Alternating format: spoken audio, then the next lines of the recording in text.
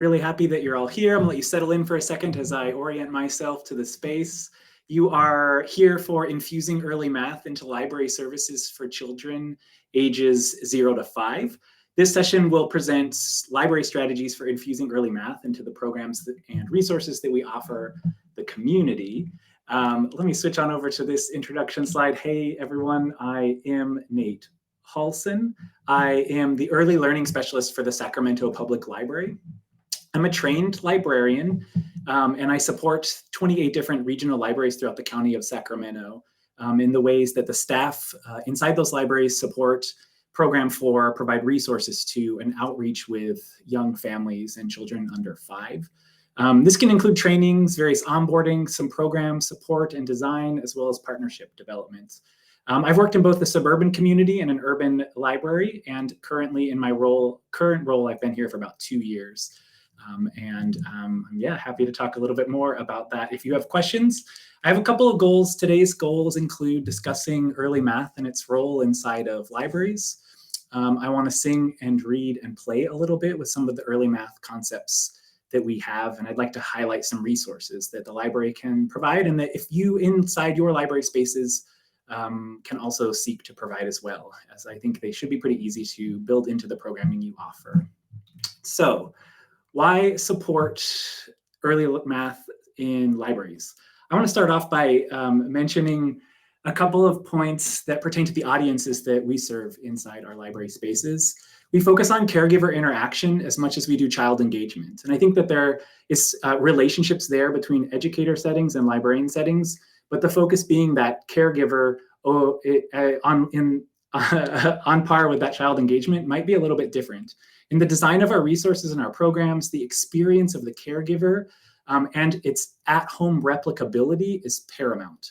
And there are reasons for this. The caregiver, be they a parent, a family friend, a neighbor, a family member, a friend, or a neighbor, is the child's first and best teacher. And they spend a lot of time with the young children that they care for, and they're going to have the largest educational impact on these children in their earliest years. And we as librarians see caregivers and children, when we're really, really lucky, like 1 time per week, and maybe for a half an hour. And during that half an hour, there are often multiple families present, right? So the messaging that we provide, the way that we design programs inside library spaces, and the resource allocation we use is intended to support the learning at home far more than it actually is inside the library during that time frame. So as that preface, I'd like to center early math and the services we provide by pointing out something that I think a group of librarians here in Sacramento found kind of startling when we first recognized it in the research. And that's that here in this literature review, you'll see something that's bolded. Mixed inside of that literature review is a point that I think is really valuable in highlighting that early mathematics skills in particular have strong predictive power and even predict later reading skills as strongly as or better than domain-specific precursors of reading itself, which is a pretty important point for a librarian to focus in on, since traditionally we've looked really closely at early literacy supports, and finding that early math support can help a child's later reading success as much as some early literacy supports is pretty startling, in addition to which the child is able to gain math skills that will later help them succeed in math, which early literacy supports do not provide. So from our perspective, it's something that's really hard to ignore. The ways that we approach math are, again, centered in not just on the caregiver messaging and engagement, but I think also on things that we can lift up that are resonant to caregivers with whom we work and easy for them to place into the daily interactions they have with young children. So we have chosen out a couple of precursor math skills that we focus on, and they include the things that you can see here on the screen, things like counting and knowing numbers, sorting, measurement play, pattern naming and creation. We found that these concepts, these math ideas, resonated really well with the staff inside our libraries. They're very clearly something that they know and that they also already are using in the way that they engage with young children. They don't require an extensive amount of extra learning or extra support or program design, which for library staff is a really essential element for buy-in. If we wish to push early math engagement inside of library spaces, it's nice if it's not an extra added thing onto the already quite full plate that library staff tend to contend with. These are also something that we know that most caregivers and parents that we work with are also familiar with. And when you point out, for example, how you can sort with a young child, they say more often than not, hey, I'm doing that, which is a really essential aha moment for them. And it provides some buy-in and infuses some intentionality in later play scenarios. I want to talk about each of them really quickly and how the library sort of frames these early learning, early math ideas for the caregivers that we serve, as well as the staff that serve them. Counting and knowing numbers, one really simple way of looking at this, especially for very young children, is this first math word known as more, for example, something that I think a lot of caregivers understand well. A child asks for more hugs, for more sleep, more juice, more something to eat. Knowing and counting numbers can include the child's very proud statement that they are 4 years old and that is older than their 3-year-old cousin, right? It's also how library staff intentionally count while they're playing with children. They're counting blocks as they stack, or when they're singing a storytime song that has maybe a blast-off moment where they can count backwards from 5 and complicate that sequence of 0 to 5. It also allows for us to use a variety of language, which for librarians is really essential in the act of building out vocabulary words. So instead of just saying 1, 2, 3, we can say first, second, third in the way that we count with children or sequence something for children. We can also use words like next or after or before when describing routine or describing a story. With intentionality, we're making these words more familiar and more meaningful to the children that we're working with. Sorting is sort of, okay, yes, there we go. Sorting is at its core really the basis for so much later math, right? It's classification in certain ways. And we say sorting because it's a resonant word for most staff and most families. And this can include later understanding of measurement ideas and patterns, which we'll talk about in a second.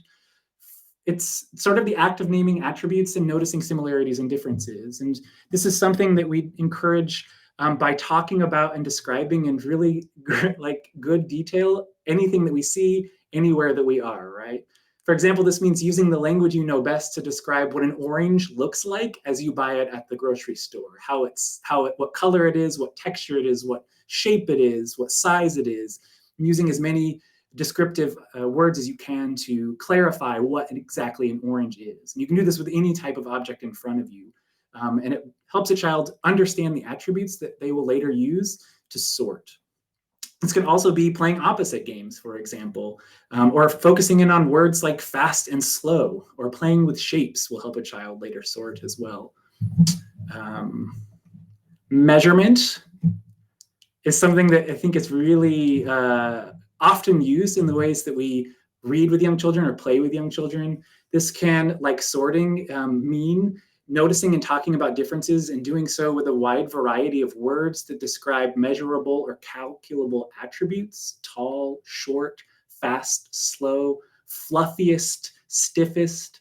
This can include games that encourage asking children, how far did a ball roll? How close is that ball now, etc., and talking through these sorts of measurement ideas with young children as you play with them and as you sing with them or as you read with them. Patterns, of course, you can't make a pattern without having developed out certain sorting skills. Patterns help children predict, and learning patterns is more than naming the stripes of a zebra, which we do all the time when reading books, and that is really important. It can mean focusing in on various kinds of songs or finger plays or clapping games that build in a repeating rhythm, rhyme, or word sequence. It can mean predicting and talking about what's happening in a child's daily routine, the activities that they understand day after day, and are able themselves to predict what will happen next. And these are things that we like to lift up and encourage because we know that early math supports are not distributed equally throughout our communities, and that expanding at-home math play can be an essential element of spreading early math learning and later math and reading success.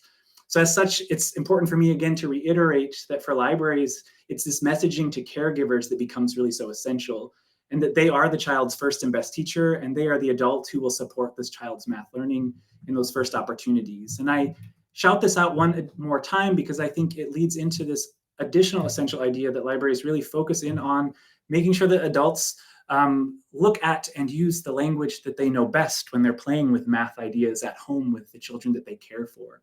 This allows a caregiver to describe activities, for example, or items quite fluently using a wide variety of vocabulary and nuance. And there are tons of benefits to this additional or multilingual upbringing that children will experience. But one I think is really important to highlight today is that it can support a child's concept learning, which can be really important for their understanding of math ideas as they grow and learn over time. Okay. So these are things that we use to justify buy-in for math learning inside of libraries here in Sacramento. I want to look at some of the ways that we've infused them into library programs and library resources. Again, emphasizing the fact that we've tried really hard to infuse them into already existing resources and programs so that library staff aren't required to learn a full new type of program or a full new type of activity that they then need to plan and promote, and instead are able to sort of take math ideas and place them into the things that they're already doing, which simplifies the work for an already busy staff person. So going beyond the large number of books that we offer at our library branches, we also have specific reading supports as well. Here you can see, for example, a kit that we provide to the community called a Read Together Storytime Kit. If you're a librarian here in the state of California, this is an opportunity for a California State Library copycat grant option, which is something that we've used in the past to build out kits, including a recent early math series. These kits contain up to 7 picture books. The picture books are intentionally chosen with broad community representation in mind. They're linked to a specific theme. And they will include information sheets that pair songs and activity ideas that will help caregivers or educators infuse specific early math-based learning into the storytime, singing, or reading engagement that they're providing to a young child. The books are additionally picked because of their capacity to be excellent read-aloud books with one or many children. So they're not necessarily just designed for families to take home and read with their children. They're also really valuable resources for educators inside of Sacramento County or throughout the state, should they exist in your library regions, so that you can take them home and design a story time or a circle time that highlights a certain concept for the children that you are supporting. Our newest kits, the 8 newest kits here in Sacramento County, 4 in English and 4 in Spanish, focus in on the 4 early math ideas that I just highlighted and mentioned a moment ago, those of counting and numbers, sorting, measurement, and patterns. Here you can see the pattern kit pictured above.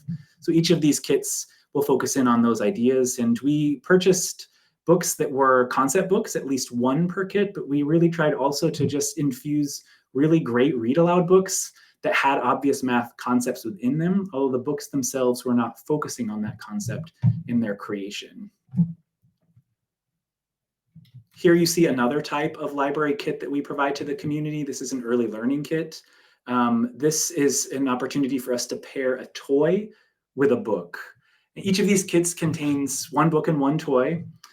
They lean into each other thematically. As you can see here on the screen is a book called La Princesa and the Pea. This is a book that plays with stacking concepts, and included within the kit, you will see a pea pod toy that children are able to sort or stack or just talk about the different colors, the smooth texture, the size variation that may exist. So they're able to play with some math ideas that are quite early precursor concepts while they are read to or read a book with their caregiver. Much of the learning inside of these kits will focus both on literacy skills as well as early math supports. This just happens to be a very obvious one as it relates to early math, but other ideas that we have pertain to cooking, to camping, to there's the most popular kit is a rocket ship kit, for example, or we have shape block building, etc., that children are able to come into the library, take home, play with, learn with, and then return. We've also started focusing in on messaging that comes through our social media channels, which is where most of the caregivers that we serve are sort of incidentally finding us, and we're able to provide pretty good information to them via these channels. And I brought 2 examples with me today that I'd like to play for you. On the left-hand side, you see a local author and educator, Dr. Janae Brown-Wood, who's a participant in today's sessions, I believe. And she met us at one of our library spaces to speak about early math inside of a storytime event, and also took some time to talk to librarians about early math concepts and ways that we can engage math learning inside the community. And we filmed a video and put it out for folks to view and to learn from as an information piece. And I'll try and put this here. One of the key things, I think, and this, it's free. It just means going outside. It's just that. Taking children out for walks in the environment. You can, again, find math everywhere. So maybe you're walking and you say, look at all these trees. How many do you think there are? And so now you've got counting with the trees around them.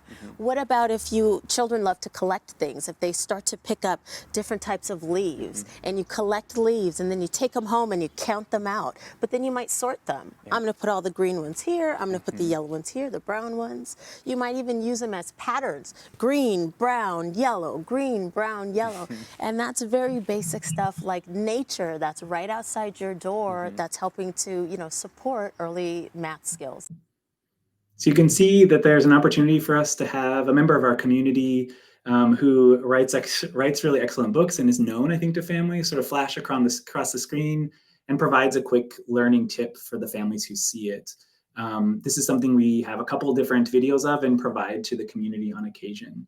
A secondary video that you see here is what we call baby story time at home. You're noticing that these are very early precursor math ideas. In Baby Storytime at Home, this is an Instagram video series that we run both in the story and in the feed, if you're familiar with that platform.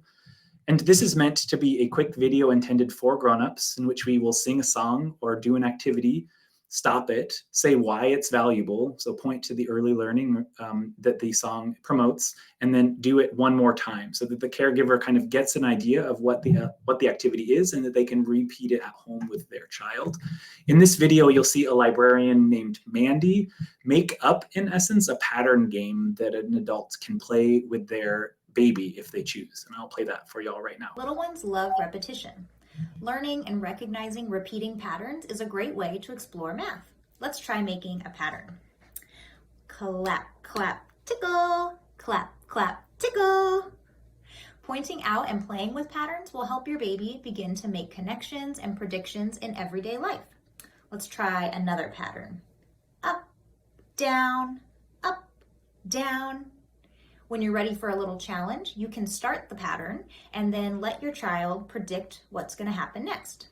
Like up, down, up. What comes next? Down. That's right. Thanks for watching. We hope that you can do some pattern play at home. Little ones love repetition. So as you can see here, Mandy's playing with just a pattern game that she's made up, and it's easy to replicate at home. It's teaching vocabulary.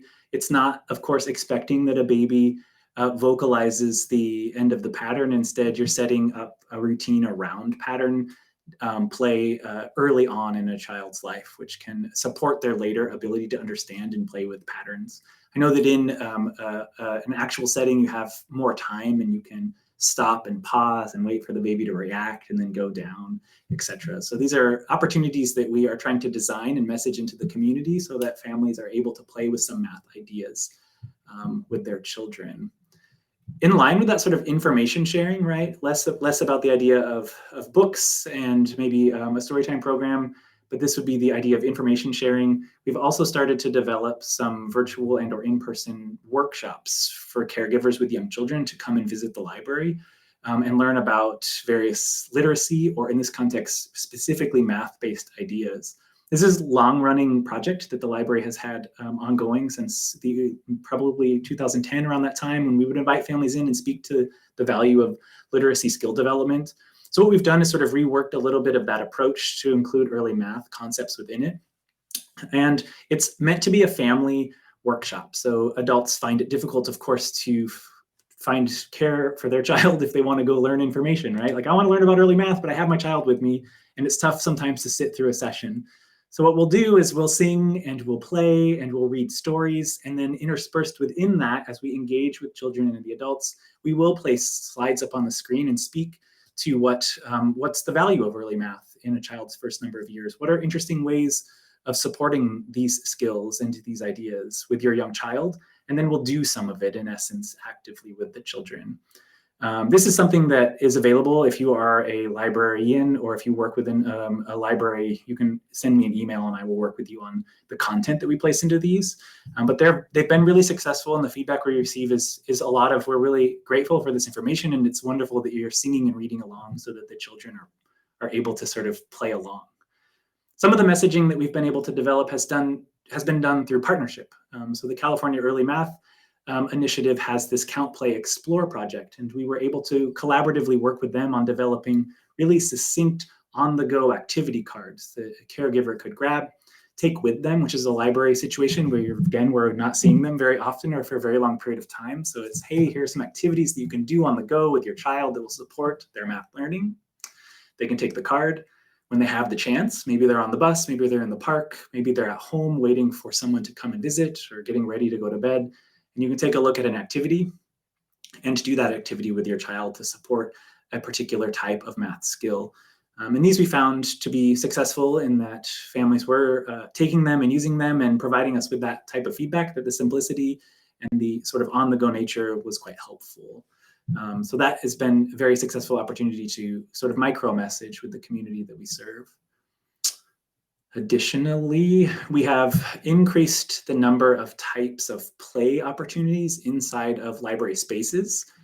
Libraries traditionally are quiet, and many of them still are. Not to say that universally there's a shift, but in the county of Sacramento, we're working to change the mindset around library use, and knowing that babies and toddlers aren't always quiet and sometimes make lots of noise, and that we can also support their learning through play-based engagement in our children's spaces. And so we've been placing toys into library spaces for about 5 or 6 years at this point, and most recently have revamped the toys that are offered to be a bit more open-ended and to encourage incidental math learning. So what you can see here on this slide is a number of stick and stack blocks that have different colors. So you can do matching and sorting or pattern creation with these, but they're very obviously also a block is one size and you can stack 3 and it is taller than 2. So there's some counting opportunities that come up and obvious measurement play. And this is often happening without the guided instruction of a library staff person. Children and their caregivers are often making these sorts of math decisions as they play with these toys. Next to them, you can see 2 balls. One is orange and smooth, one is pinkish purple and kind of lumpy. And you have different types of balls that children are able to play with, and you can see them start to describe attributes that make them similar or make them different, which is, of course, them learning to sort and classify. So these are other opportunities that we provide inside library branches and can be a pretty simple addition to the spaces that you create and offer to the families that join you in your libraries. We also have a play program. This is something that we understand to be quite essential to the community, and that they asked us during the COVID pandemic closures, when we start programming again, can we provide opportunities for children to really socialize? That was a big question that we were seeing from families, is that my child hasn't any opportunities to meet another child. Where can we do that? And so the library was able to start offering play-based engagement programs, drop-in child-directed setups that last for about 60 minutes. And these programs seemed like an obvious place for us to be more intentional with the materials that we purchase so that we could provide for some math-based learning inside of these spaces as well. So this program called Explore and Learn is what we developed out of it, and is now offered at 18 different locations throughout the county of Sacramento. It's basically a number of learning stations sort of set up in a room or in an outdoor space that have different types of activities that a child can kind of move to and play with at their pace and in line with their interest. There are 2 main thematic approaches we take. One is rolling, one is cooking.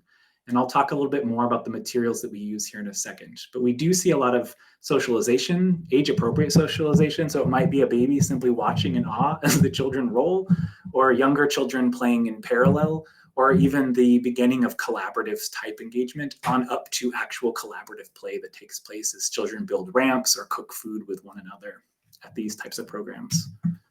And then Storytime, which is of course a very well-known and common library program. Inside of our Storytimes, we've built up opportunities for us to message the value of reading and singing, playing, rhyming, finger plays with young children to the community that come to these programs. So it's like a library learning aside. I'm reading this book because it teaches you words like up and down, in and out, and those are essential vocabulary words, for example, is something that we would offer to families. And we've started training librarians to understand where the math comes into the reading and where the math comes into the singing that they are doing with the families that they're seeing every week. And figuring out ways to both model those activities as math supports, but also messaging to the community members who attend the story time why this is a math support and that it helps them later learn various important math concepts. So Storytime is becoming a space where literacy is encouraged and developed, but also math is being encouraged and developed, which of course is interconnected, as we've already established. Okay, you can see sort of how the Sacramento Public Library has taken these precursor math ideas, developed ways of messaging them to the caregivers that we support, and then placed them into the already existing programs and resources that the library has been giving to the community. I want to talk a little bit more about what the play activities are, what kinds of songs we're singing, and what kinds of books we're reading. And that will hopefully take us into a session where we can answer some questions if there are any. Here you see 4 different colorful bins. I want to talk about each of them in a little bit of detail. And if you won't mind, I'm going to look at a note I have right here so that I make sure I get it correct. In the blue bin here, second from the left, you see basically just cars and trucks. These are really simple cars and trucks that a lot of you may know because they're available through Lakeshore Learning. They're really sturdy. They stick together and create long lines. There's like a coupe, like a sports coupe, and a tractor, and a truck, and a wagon. And each color has sort of one of these. And you can kind of imagine them, I think, if you haven't seen them before. They're different colors. They're red and green and yellow and blue. And they make these long lines sort of like a train.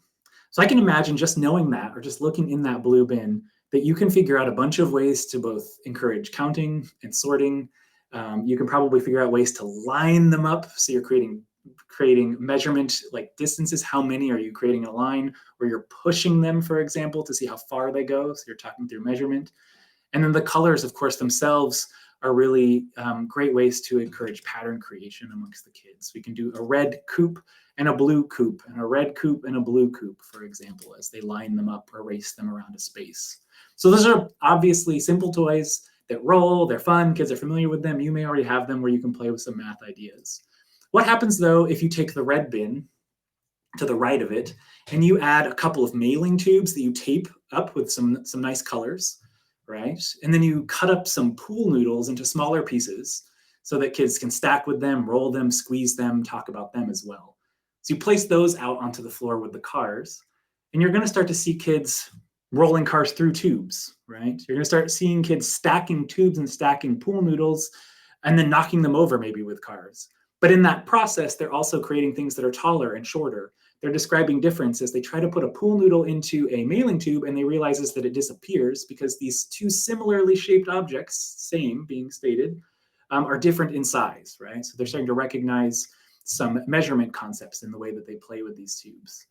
And then what if you take the green bin, which has a whole bunch of different balls, some sensory balls, some ball pit balls of different colors, different textures, different sizes, and you toss those into the play. Balls roll faster and further than the cars do. And kids are going to know that if they build a ramp. But some of those balls are kind of funky in the way that they're shaped. So they might roll in a lumpier or less speedy fashion, and they're going to recognize that. Some of them are bigger and they're not going to fit through the tubes. Some of them are smaller and they'll fall straight through. And that can be really surprising for a child as well as they start to discover this essential difference. In the yellow bin on the far left-hand side, you see some colorful green, orange, red sort of materials and some pots and pans and spoons and spatulas. We also often will throw scraps of paper and felt into a pile and let kids sort of cook. And what I like about this type of play is that it's dramatic. It allows a child to sort of identify the meals that they're making. Instead of handing them a plastic apple, they can instead come up with the apple as they pretend to play, or utilize the language and or the experiences that they bring from home to the play.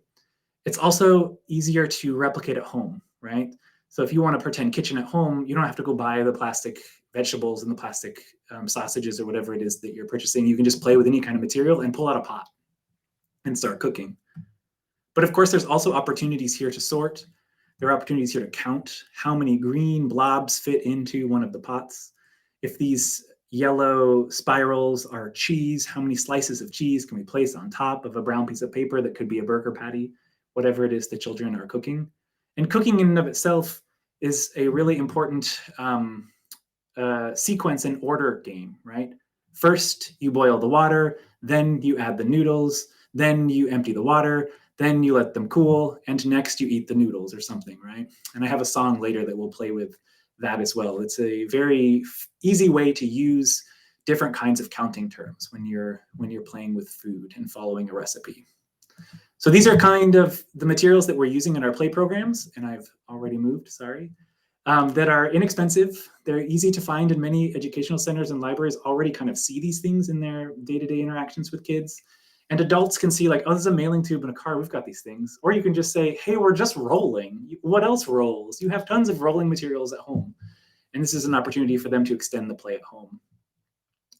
I want to look at a couple of books that we use, so early math and books, and preface it with some criteria that we use when selecting books, both for story time, but also for reading aloud, books that fit math elements.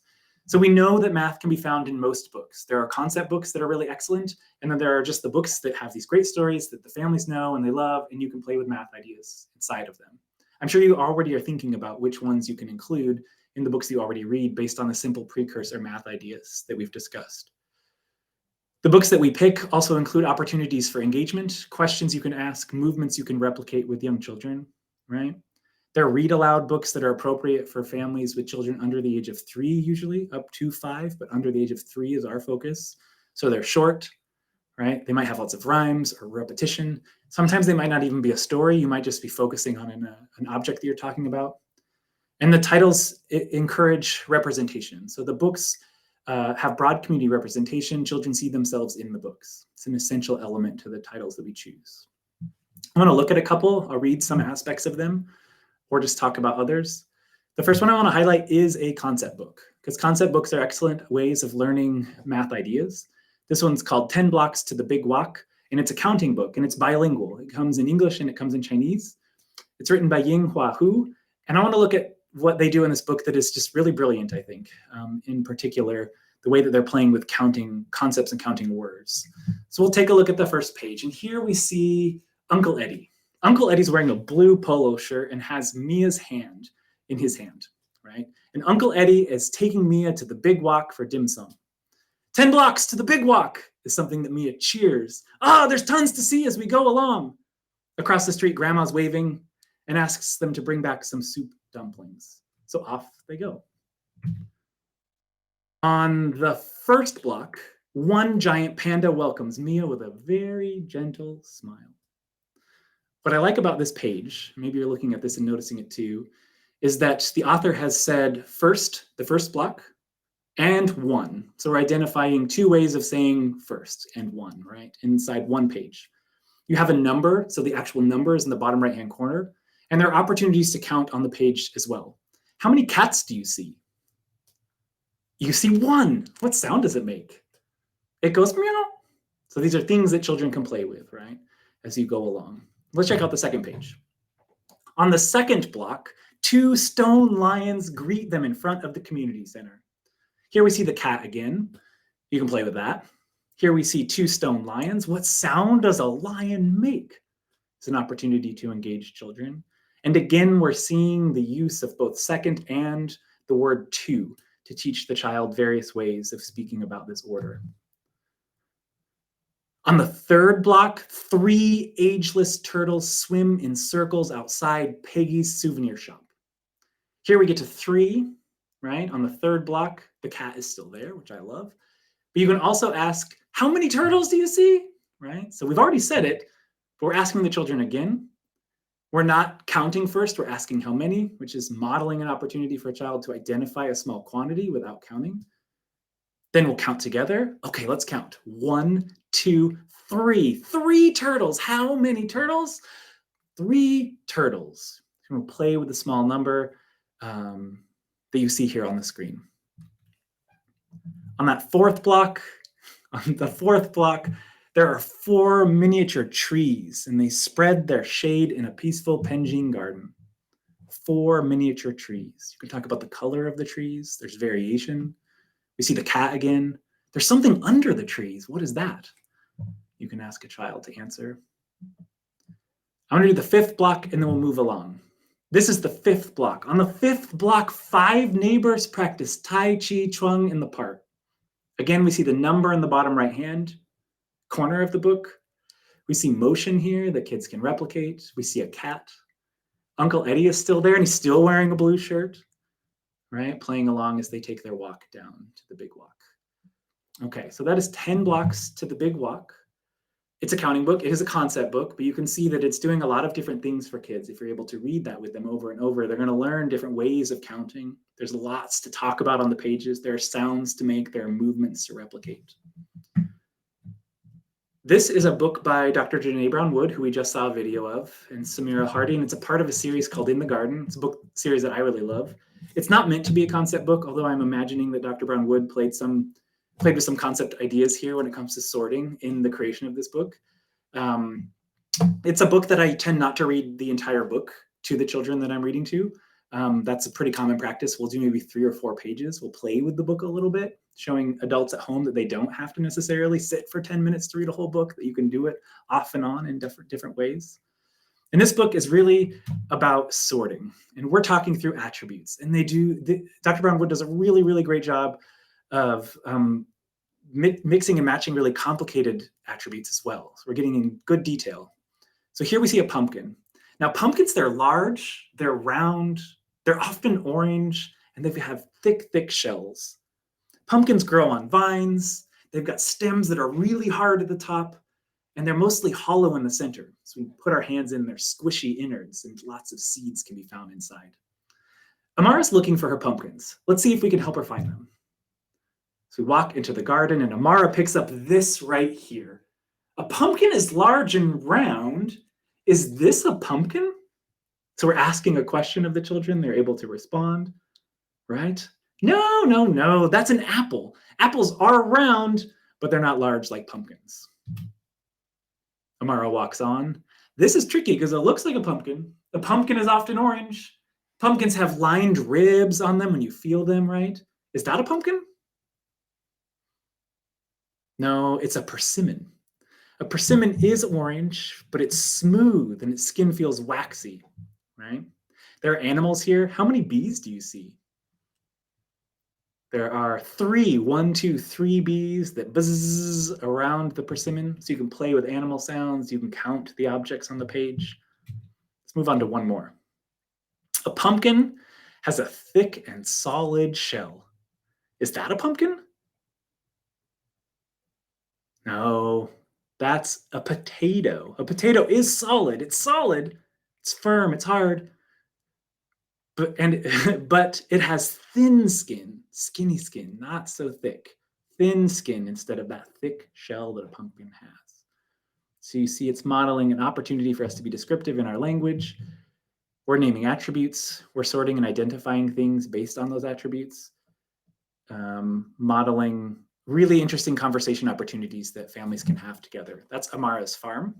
And I'm going to do one more book. This is Saturday. It's Oge Mora, an excellent book about a mother and their child taking a day off on Saturday. And you'll see inside this book a very obvious routine. There's some repetition that you can see in the way that these two interact on Saturday.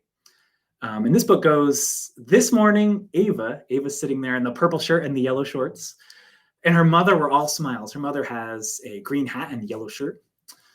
It was Saturday. And because Ava's mother worked on Sunday and Monday and Tuesday and Wednesday, Thursday and Friday, it was Saturday that they cherished. On Saturdays, they zipped off to the library for a weekly story time. And on Saturdays, they lounged in salon chairs and got new hairdos. And on Saturdays, they picnicked in the grass for a peaceful afternoon in the park. And on this Saturday, they're going to ride the bus across town for a one-night only puppet show. So zoom, zoom, zoom, off they went. But when they reached the library, oh no, the story time was canceled. Oh, Ava cried. It's canceled, wailed Ava's mother. They paused. They closed their eyes. They took a deep breath. Don't worry, Ava said. Today will be special. Today will be splendid. Today is Saturday. Here's a refrain that exists throughout the book, and you can imagine that children are able to finish that for you as you read it along too. They're predicting what comes next. So zoom, zoom, zoom, off they went. But as they left the salon, there's a cliffhanger here. And I will leave you to go check the book out should you have the opportunity. But you see that there's a routine that's being built. There's pattern in the language that's used throughout the book that children can predict and finish for you as you read it. I want to sing a song or two also that we use in library story time and relate it to some math concepts. The first is very familiar. It's Peekaboo. And Peekaboo is a song that builds a pattern that allows a child to predict. Now, prediction can look different depending upon a child's age and ability, right? So a baby knows that peek-a-boo is coming, and you can see the anticipatory giggle or the playful approach they take to the song. That's them recognizing that something is coming, right? That is, in essence, a prediction that they're making.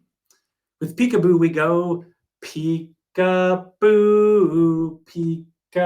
peekaboo. I see you, I see you. I see your button nose and your tiny toes. Peekaboo, I see you.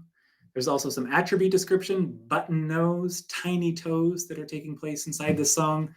But really the idea is that you are able to get to a peek-a-boo with the baby and the anticipation that they have.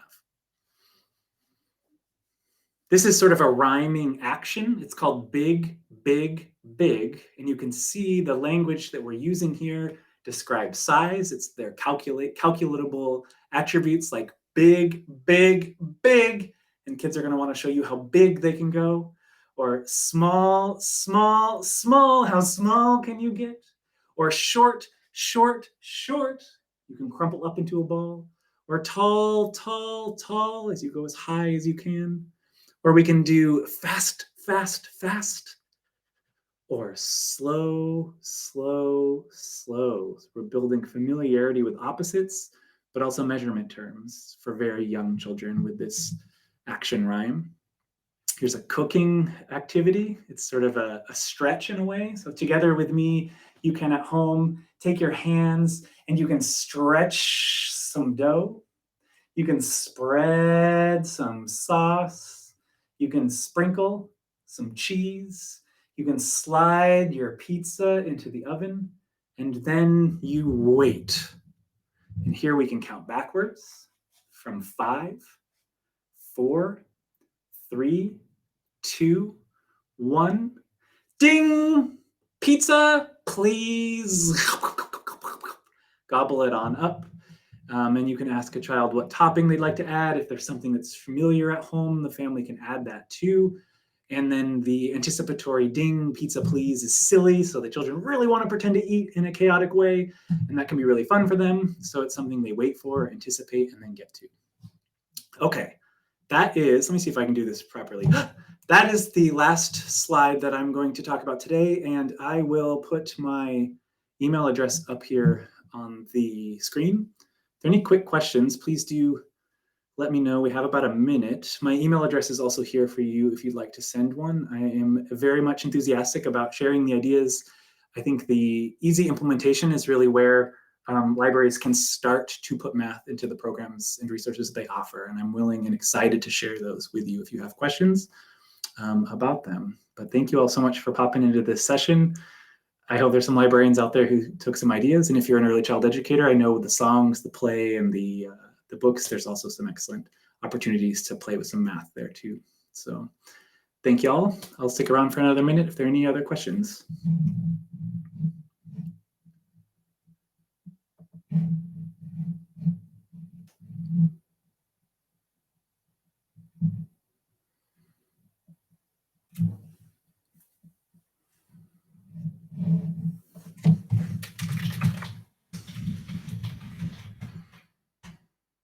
Thank you, Yvette. Thank you so much for coming on in. Appreciate it. Okay, I'm gonna log off, y'all. Thanks so much for coming.